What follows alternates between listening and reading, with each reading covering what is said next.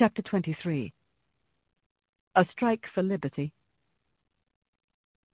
One day my lady came down later than usual, and the silk rustled more than ever.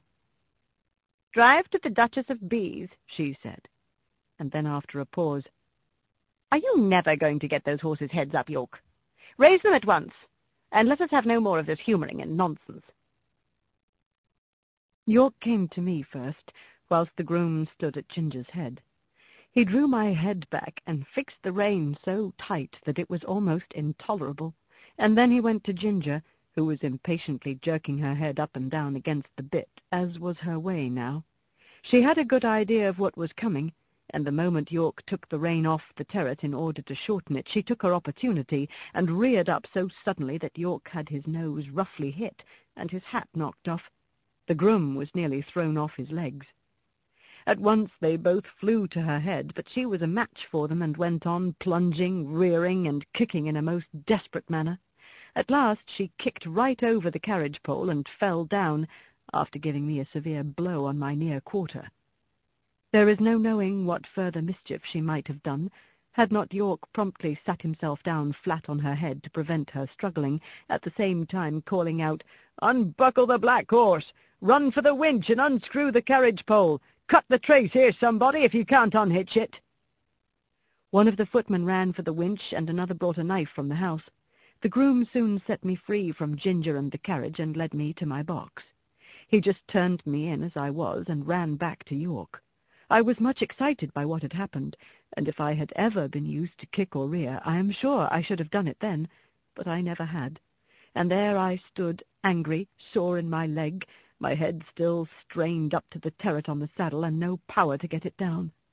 I was very miserable, and felt much inclined to kick the first person who came near me. Before long, however, Ginger was led in by two grooms, a good deal knocked about and bruised. York came with her and gave his orders, and then came to look at me. In a moment he let down my head. "Confound these bearing reins," he said to himself. "I thought we should have some mischief soon. Master will be sorely vexed. But there, if a woman's husband can't rule her, of course a servant can't, so I wash my hands of it. And if she can't get to the Duchess's garden party, I can't help it." York did not say this before the men. He always spoke respectfully when they were by. Now he felt me all over, and soon found the place above my hock where I had been kicked. It was swelled and painful. He ordered it to be sponged with hot water, and then some lotion was put on. Lord W. was much put out when he learned what had happened. He blamed York for giving way to his mistress, to which he replied that in future he would much prefer to receive his orders only from his lordship. But I think nothing came of it, for things went on the same as before. I thought York might have stood up better for his horses, but perhaps I am no judge. Ginger was never put into the carriage again, but when she was well of her bruises, one of Lord W.'s younger sons said he should like to have her. He was sure she would make a good hunter. As for me, I was obliged still to go in the carriage, and had a fresh partner called Max. He had always been used to the tight rein. I asked him how it was he bore it. "Well," he said, "I bear it because I must, but it is shortening my life, and it will shorten yours too if you have to stick to it." "Do you think," I said, "that our masters know how bad it is for us?" "I can't say," he replied, "but the dealers and the horse doctors know it very well. I was at a dealer's once who was training me and another horse to go as a pair. He was getting our heads up, as he said, a little higher and a little higher every day. A gentleman who was there asked him why he did so. "Because," he said, "people won't buy them unless we do. The London people always want their horses to carry their heads high and to step high.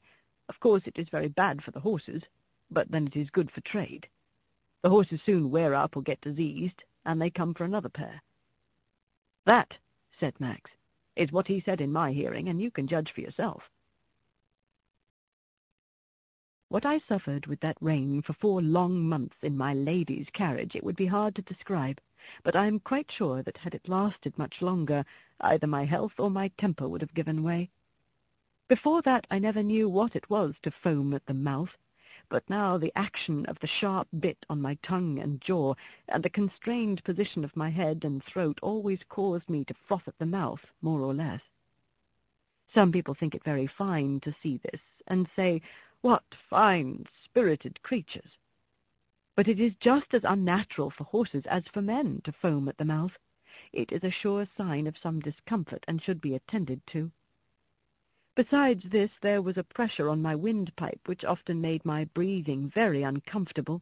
When I returned from my work, my neck and chest were strained and painful, my mouth and tongue tender, and I felt worn and depressed.